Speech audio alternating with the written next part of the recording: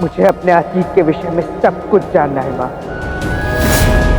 मुझे बताइए माँ। 12 वर्ष पूर्व हमारा घर, हमारा राज्य पीपली वन क्षत्रिय साम्राज्य का एकमात्र राज्य था जिसे नंद अपने अधीन नहीं कर पाए थे।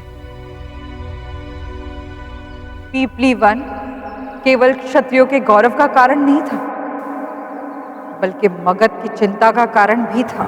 धनानंद, ये पथ तुम्हें वहां तक ले जाएगा जहां तक तुम्हारा पिता भी कभी नहीं पहुंच पाया। पिपलीवान? हाँ, पिपलीवान।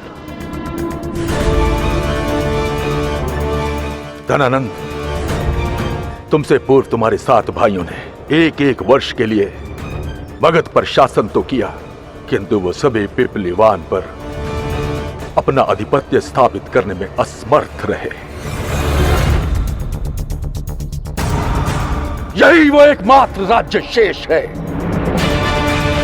जो हमारे मार्ग में अवरुद्ध बनकर खड़ा है, जिसके कारण क्षत्रियों का वर्चस्व, उनका मान हम नापितों से अब भी कहीं ऊंचा है।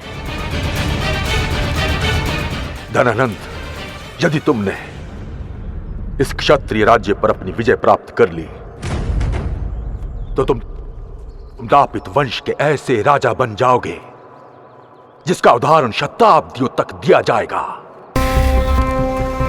मैं तुम्हें वचन देता हूं धनानंद कि तुम्हारी ये विजय तुम्हें मगध का सम्राट बना देगी, और वो भी सदा के लिए। अन्यथा मुझे अपने राज्य के टुकड़े टुकड़े करके 7 भाइयों में बांटने पर विवश होना पड़ेगा।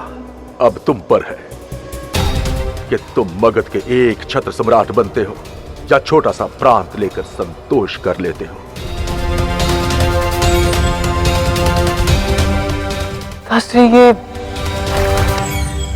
ये छोटा सा राज्य, इसको पराजित करने में कैसी कठिनाई? ना धनानंद, शत्रु के बल को उसके आकार से तोलने की कदापि चेष्टा मत करना। तुम्हें स्मरण रखना है कि ये पिपलीवान राज्य अभी तक अजय है। वो महल नहीं है, एक दुर्ग है, दुर्ग, और उस दुर्ग को तोड़ना असंभव है। इतना दुर्गम कि कई राजाओं की पीढ़ियां लग गई उस दीवार को तोड़ने में, पर वो सफल नहीं हो पाए। ये तो मुझे देखते ही आभास हो गया था माँ कि पिपलीवन के गढ़ को भेदना सरल नहीं है। हाँ पुत्र, उसकी रचना ही ऐसे की गई थी कि वो अभेद्य रहे। पीपली वन के पूरे महल के बाहरी भाग की रक्षा के लिए दीवारों की एक श्रृंखला थी, जहां 8 प्रहर हमारे विश्वसनीय और साहसी सेनापति के नेतृत्व में धनुर्धर सज्ज रहते थे। सावधानी, सतर्कता और निष्ठा, यह मूल मंत्र सदैव स्मरण रहे। जब तक इस पीपलीवान में वत्सल देव जीवित है, क्या शत्रु तो क्या पंछी भी पर नहीं मार सकता। जी प्रभु। कई आक्रमणकारी आए, कई युद्ध हुए, किंतु मत्सल देव और पीपलीवान की सशक्त दीवारों का तोड़ किसी के पास नहीं था। और यही नहीं, किले की माटी में एक विशेष रसायन मिला हुआ था। चिंगारी के संपर्क में आते ही वो रसायन जल उठता था। जब जब शत्रुओं ने उस माटी पर कदम रखा, तब तब उस माटी ने भड़कती अग्नि बनकर उन शत्रुओं को भस्म कर दिया। बस, और नहीं सुनूंगा मैं पिपलीवान पुराण। धनानंद का राज्य अभिषेक हो चुका है। अब धनानंद लिखेगा पिपलीवान का नया इतिहास। मुझे हल चाहिए उन सैनिकों का, उन दीवारों का। पिपलीवान समय के पन्नों में खो जाएगा और वहां के पत्थरों पर छाप होगी तो केवल मगध की। कोई तो विकल्प होगा जिससे मैं पिपलीवान को अपने अधीन कर सकूं। क्या है वो विकल्प? किसी भी मूल्य पर मुझे विजयी होना है। विजय प्राप्त करना असंभव है। यदि आपने किसी भी तरह दुर्ग को हथिया भी लिया तो पीपलीवान आपसे पुनः छीन लिया जाएगा। छीन लेगा धनानंद से उसका आनंद, छीन लेगा असंभव। मैं छीनूंगा उनसे उनका गौरव, उनकी शक्ति, वहां के क्षत्रियों का मान। पिपलीवान का नाश कर मैं बनूंगा चक्रवर्ती सम्राट, चक्रवर्ती सम्राट, चक्रवर्ती सम्राट, चक्रवर्ती सम्राट। क्षमा कीजिए सम्राट, किंतु नीति ने चक्रवर्ती सम्राट का भाग्य किसी और के लिए लिख दिया। लगभग 4 वर्ष पूर्व मैंने एक नवजात राजकुमार की कुंडली बनाई थी, जिसके भाग्य में लिखा था कि वो अजय है, कोई भी शत्रु उसको परास्त नहीं कर सकता। वो बनेगा चक्रवर्ती सम्राट, जो भारत को एक सूत्र में बांधेगा।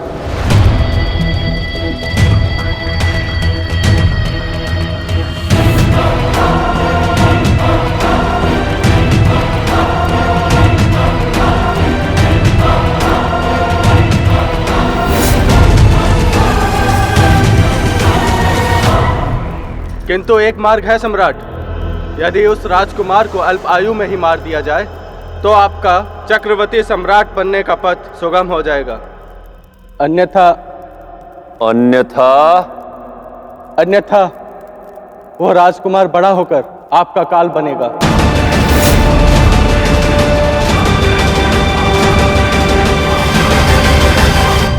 मैं हूँ चंद्रगुप्त मौर्य, पिपलीवान का राजकुमार।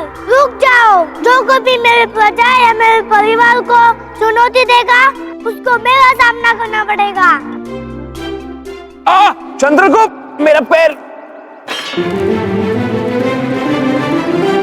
क्या हुआ पिताश्री आपके पैर को?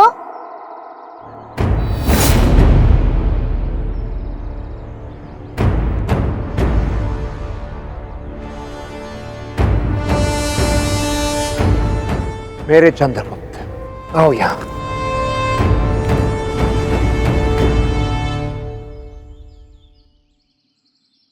सेनापति मत्सलदेव, इस योद्धा ने अपनी तलवार त्याग दी। तुम्हें तो चंद्रगुप्त को डांटना चाहिए। क्षमा कीजिए महाराज, मैं कृतज्ञ हूँ। आपने और महारानी ने सदैव मुझे अपने परिवार का हिस्सा माना, परंतु इन अन्य राजकुमार को मैं डांटूं, ये मुझसे नहीं होगा।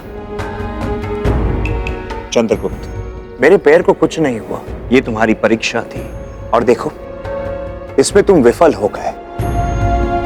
मैंने तुम्हें कितनी बार समझाया पुत्र, जब शत्रु तुम्हारे सामने हो तो तुम्हारा पूरा ध्यान केवल विजय पर होना चाहिए, कोई भावना तुम पर हावी नहीं होनी चाहिए पुत्र, तब विजय तुम्हारी होगी। किंतु पिताश्री, एक योद्धा में बल के साथ साथ करुणा भी होनी चाहिए ना? बिना करुणा के तो योद्धा हत्यारा बन जाएगा, माँ ने सिखाया है। अति उत्तम चंद्रगुप्त।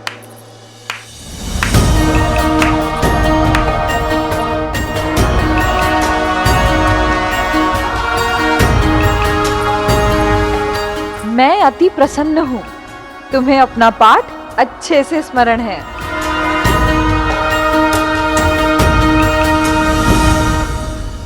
मूरा, ये क्या पाठ पढ़ा रही है आप चंद्रगुप्त को? मैं यहां दिन रात उसे एक सशक्त योद्धा बनाने का प्रयास कर रहा हूं। और आप है कि उसे करुणा के भूल भुलैया में उलझा कर कोमल बना रही है। नहीं यार, एक सच्चे योद्धा की परिभाषा वही है जो अभी अभी आपको मेरे चंद्र ने समझाई। मूरा, ये उपहास की बात नहीं है। हम चारों ओर से शत्रु राज्य से घिरे हुए हैं और मैं चंद्रगुप्त को आने वाले कठिन समय के लिए सच कर रहा हूं, जहां उसे भविष्य की कई भयानक वास्तविकता से जूझना होगा।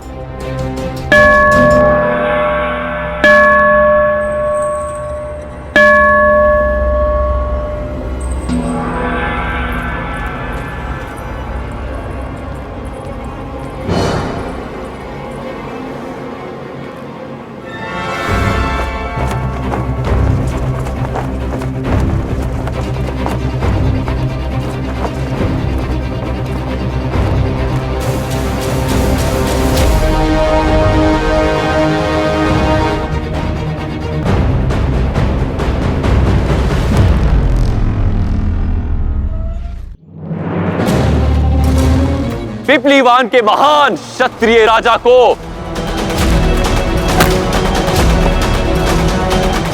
मगध नरेश धनानंद का प्रणाम।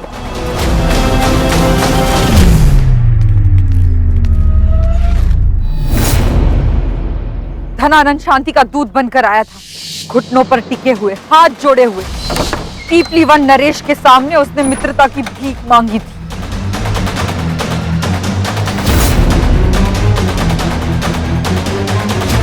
मेरे 7 भाइयों ने निरंतर आपके राज्य पर आक्रमण किया, किंतु हर बार वो आपके सामर्थ्य के आगे विफल रहे। मैं दूसरों की गलतियों से शिक्षा ग्रहण करने में विश्वास रखता हूं, इसीलिए आपके समक्ष मित्रता का प्रस्ताव लेकर आया। आशा करता हूं कि हमारे बीच की एक शत्रुता और द्वेष समाप्त हो जाएगा। इसीलिए मैं आपके लिए एक उपहार लाया हूं।